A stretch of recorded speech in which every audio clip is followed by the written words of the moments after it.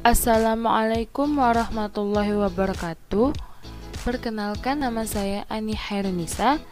Kali ini saya ingin berbagi tutorial mengenai bagaimana cara memvisualisasikan data agregat dengan menggunakan aplikasi QGIS. Kali ini saya akan memakai peta Kota Palembang berdasarkan batas kelurahan. Pada layar merupakan tampilan aplikasi QGIS setelah tampilan awalnya. Setelah itu, untuk meng-add atau menambahkan layernya, kita beralih ke menu toolbar layer. Setelah itu kita klik dan kita pilih add layer dan add vector layer. Kita klik, lalu akan muncul tampilan seperti ini. Di sini kita disuruh untuk meng-add atau memasukkan file shape-nya atau shape file dari peta yang akan kita ambil atau kita gunakan. Ini kita browse terlebih dahulu. Setelah itu kita cari file yang formatnya bentuk SHP. Di sini kita ambil administrasi Kelurahan Palembang, open. Setelah itu klik add. Kita close. Berikut di layar adalah bentuk atau tampilan dari peta Kota Palembang berdasarkan batas kelurahan. Di sini kita belum tahu nama-nama kota kelurahannya, belum muncul. Untuk memunculkannya bisa kita klik layer labeling option, atau ada label ABC yang berwarna kuning, kita klik. Setelah itu pada bagian no label sini kita ganti menjadi single label. Setelah itu values-nya itu kita ganti nama. Sudah kita terlihat nama-nama kelurahan yang terdapat di Kota Palembang. Perlu diingat bahwa saat kita meng-add atau memasukkan layer ke aplikasi QGIS, diusahakan untuk filenya tidak disimpan dalam folder yang terlalu dalam, yang mana takutnya nanti aplikasi QGIS tidak dapat membaca, tidak dapat mendeteksi di mana letak file yang berbentuk shape tadi. Setelah itu, karena di sini berbentuk kelurahan dan kita ingin memvisualisasikan data agregat mengenai jumlah bayi berat lahir rendah berdasarkan data masing-masing puskesmas di Kota Palembang. Di mana untuk formatnya ini berarti kita harus merger atau membuat semua kelurahan ini menjadi masing-masing kecamatan dari mereka. Oleh karena itu kita perlu memerger dari beberapa kelurahan menjadi satu kecamatan. Untuk jumlah kecamatannya itu Kota Palembang memiliki 18 kecamatan. Baiklah, berikut merupakan nama-nama kecamatan yang ada di Kota Palembang. Yang mana dari 18 kecamatan itu terdiri dari 107 kelurahan. Oleh karena itu kita akan memerger dari beberapa kelurahan menjadi satu kecamatan. Contohnya kita akan membuat kecamatan Alang-Alang Lebar, dan yang mana Alang-Alang Lebar itu terdiri dari Kelurahan Alang-Alang Lebar, Kelurahan Talang Kelapa, Kelurahan Karya Baru, dan Kelurahan Selijaya. Di sini dapat dilihat bahwa di sini Kelurahan Alang-Alang Lebarnya Talang Kelapa, Karya Baru, dan Selijaya. Untuk memergernya itu pertama kita aktifkan dulu menu toggle editingnya. Kita klik. Setelah itu kita pilih select future by area or single click. Itu kita pilih yang select future. Setelah itu kita pilih, kita klik yang bagian atau poligon mana yang akan kita pilih. talang kelapa, alang-alang lebar, karya baru, dan Sriwijaya. Lalu setelah kita klik semua poligon yang akan kita gabungkan, kita beralih ke menu edit, menu toolbar edit. Setelah itu kita ambil yang merger select feature. Di sini kita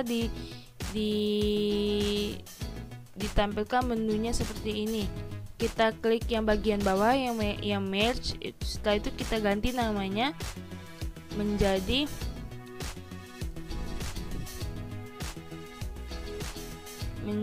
Kecamatan Alang-alang Lebar. Kecamatan Alang-alang Lebar. Setelah itu, setelah kita ubah, klik OK.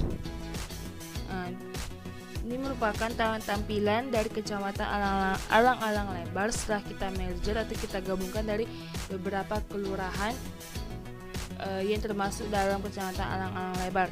Untuk kecamatan yang lain, kita juga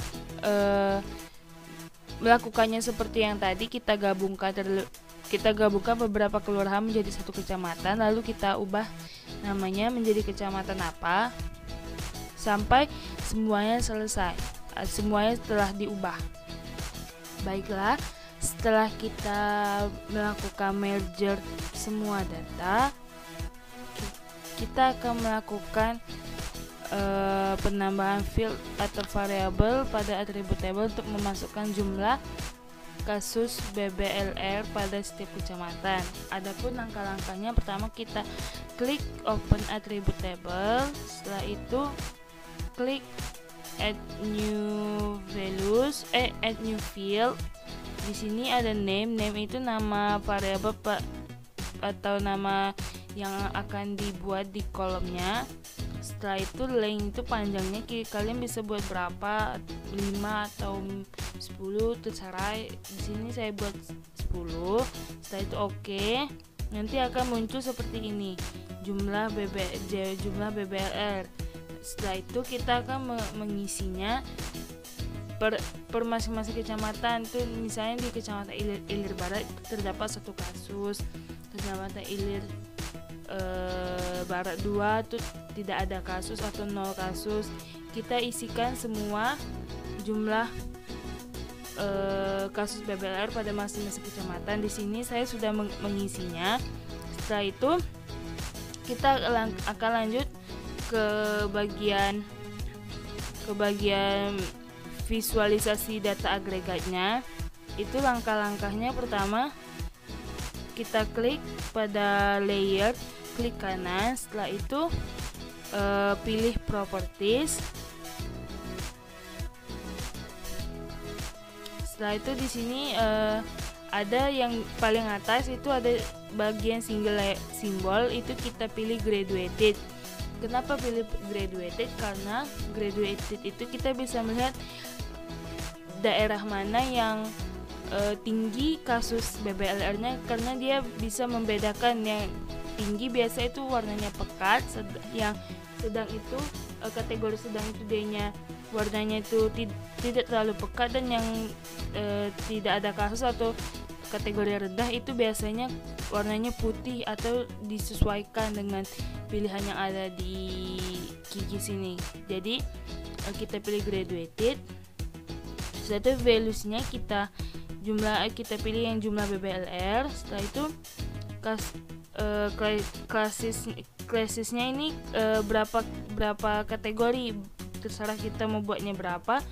4 boleh, 3 boleh. Di sini saya akan membuatnya 3.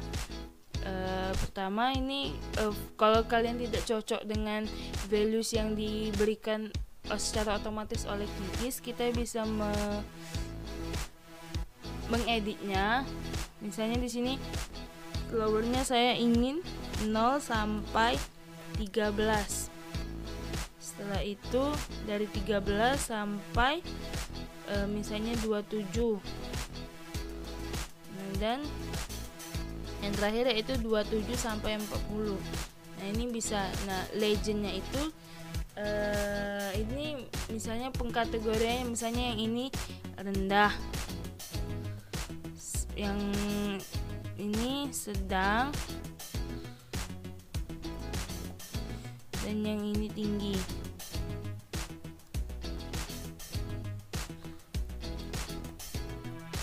Setelah itu kita klik apply, lalu oke. Nah, di sini sudah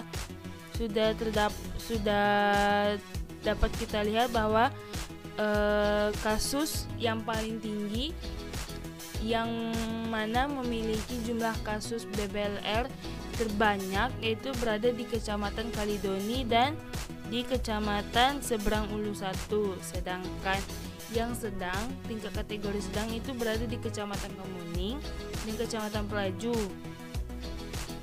Selebihnya itu termasuk pada kategori rendah.